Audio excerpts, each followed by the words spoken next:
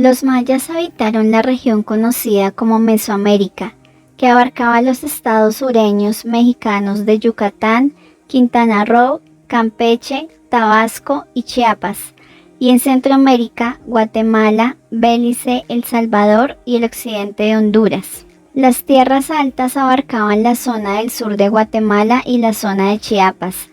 Las tierras bajas del sur comprendían el Petén y sus áreas de influencia. Las tierras bajas del norte comprendían básicamente gran parte de la península de Yucatán. La región sur se encuentra paralela al Océano Pacífico. Se presenta montañosa y con la presencia de varios volcanes. Se ubican ciudades como Izapa y Copán. La región central se ubica al otro lado de la cordillera. Encontramos valles y llanuras fértiles, presentando un clima lluvioso, generando un paisaje selvático. Encontramos las ciudades de Tikal, Oaxaca y Palenque. La región norte se encuentra en la península de Yucatán. Es una zona de tierras bajas donde predomina un clima menos lluvioso y más seco, presentando menos vegetación que la selva. En esta zona es característica la existencia de los llamados cenotes.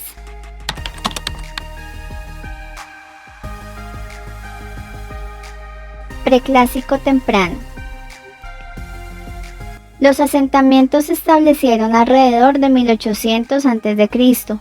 Los mayas ya cultivaban cultivos básicos como el maíz, frijol, calabaza y chile. Este periodo se caracterizó por la existencia de comunidades sedentarias y la introducción de la cerámica y figurillas de barro cocido. Preclásico medio. Durante el Preclásico medio, los pequeños asentamientos comenzaron a crecer y se convirtieron en ciudades. Nacbé, ubicado en el departamento de Petén, Guatemala, fue la ciudad más antigua documentada en las tierras bajas maya. Las estructuras arquitectónicas más grandes de Nacbé han sido datados en torno al 750 a.C. Las tierras bajas del norte de Yucatán fueron ampliamente pobladas hacia el Preclásico medio. Alrededor del 400 a.C., los primeros gobernantes mayas comenzaron a levantar estelas. Una escritura desarrollada ya estaba siendo utilizada en Petén hacia el siglo III a.C. Preclásico tardío. En el Preclásico tardío, la enorme ciudad del Mirador creció hasta alcanzar una extensión de aproximadamente 16 kilómetros cuadrados. Aunque no tan grande como el Mirador, Tikal ya era una ciudad importante en torno al 350 a.C. En las tierras altas, Caminaljuyu emergió como uno de los principales centros del Preclásico tardío. Takalik-Abaj y Chocolá eran de las ciudades más importantes de la llanura costera del Pacífico, y Comchen creció hasta convertirse en un sitio importante en el norte de Yucatán. El florecimiento cultural del Preclásico tardío experimentó un colapso en el siglo I después de Cristo, y muchas de las grandes ciudades mayas de esta época fueron abandonadas. Se desconoce la causa de este colapso. Clásico temprano. Aunque los rasgos de este periodo se iniciaron en el precedente, sus indicadores diagnósticos son la aparición de estelas a manera de monumentos conmemorativos, fechados con el sistema de cómputo calendárico de la serie inicial.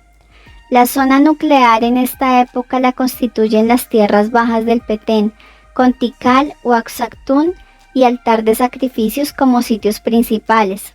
La cerámica presenta una abigarrada decoración policroma, con barrocos motivos de volutas entrelazadas, y también están presentes los tipos cerámicos decorados del área de Belice, así como formas trípodes relacionadas con el sitio de Teotihuacán en el altiplano central. Clásico tardío. Se caracteriza este periodo el crecimiento máximo de los centros ceremoniales, así como su proliferación en todo el territorio maya. El aumento demográfico es evidente y el incremento de la producción agrícola a través de la agricultura intensiva y con el sistema de chinampas en las tierras bajas permite la construcción de obras públicas monumentales.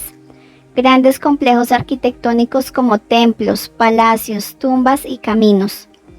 Estos últimos intensifican el intercambio comercial, tanto de materias primas como de productos artesanales, lo que en conjunto produce el auge global de la economía. Clásico terminal. Durante el siglo IV, el centro de la región maya experimentó un gran colapso político, marcado por el abandono de las ciudades, el fin de las dinastías y un desplazamiento del foco de actividades hacia el norte. Durante este periodo conocido como el Clásico terminal, las principales ciudades en el norte de la península de Yucatán continuaron siendo habitadas durante mucho tiempo, después de que las ciudades de las tierras bajas del sur dejaron de levantar monumentos. Los gobernantes reaccionaron en una forma culturalmente delimitada, con la intensificación de actividades tales como la construcción, los rituales y la guerra. Esto dio como resultado el colapso del sistema de gobernación durante los siglos IX y X. Las ciudades más grandes tenían poblaciones de 50.000 a 120.000 habitantes. Las ciudades capitales como sus centros secundarios fueron abandonados en un plazo de 50 a 100 años. Posclásico temprano. Se destacó por la decadencia de las ciudades que había alcanzado su esplendor durante el periodo clásico. Es posible que además de las intervenciones militares, el colapso pudo deberse a grandes sequías, consecuencia de los cambios climáticos que afectaron el aprovechamiento de los suelos para las cosechas. Chichén Itzá y sus vecinos Puc declinaron drásticamente en el siglo XI, lo que puede representar el episodio final del periodo del colapso clásico. Caminaljuyu, en el Valle de Guatemala, fue abandonada después de un periodo de ocupación continua que se extendió por casi 2000 años. Mayapán fue abandonado alrededor del año 1448, tras un periodo de turbulencia política, social y ambiental, que en muchos aspectos hizo eco del colapso del periodo clásico en la región maya del sur. El abandono de la ciudad fue seguido por un periodo prolongado de guerra en la península de Yucatán, que solo terminó poco antes del contacto con los españoles en 1511. Posclásico tardío. Se destacó por la gran extensión de territorios edificados que habían sido abandonados por los antiguos pueblos sedentarios, como consecuencia de conflictos internos entre estados independientes y de las invasiones militares europeas a partir de 1492. Las regiones del altiplano de Guatemala evidenciaron un importante aumento de la población, en especial de los pueblos indígenas quiché y cachiquel. Conquista de los españoles. En 1517, una carabela española naufragó en el Caribe y alrededor de una docena de sobrevivientes tocaron tierra en la costa de Yucatán. Fueron capturados por un señor maya y la mayoría fueron sacrificados, aunque algunos lograron escapar. En 1519, el español Hernán Cortés llegó al Estado de México enviado por el rey Carlos I y junto a una fuerza de 500 soldados. Su objetivo principal era someter a la civilización maya.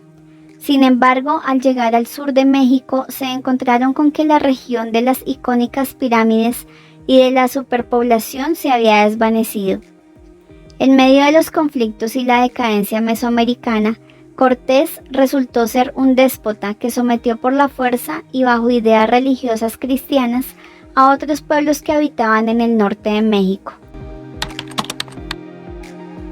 A diferencia de los aztecas e incas, el sistema político maya nunca incorporó toda la área cultural en un solo estado o imperio.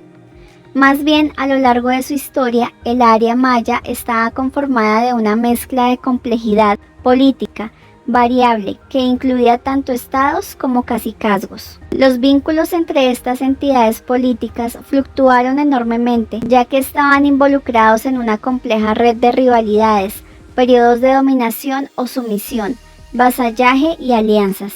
El rey divino era el centro del poder político y ejercía un control absoluto sobre las funciones administrativas, económicas, judiciales y militares de la entidad política.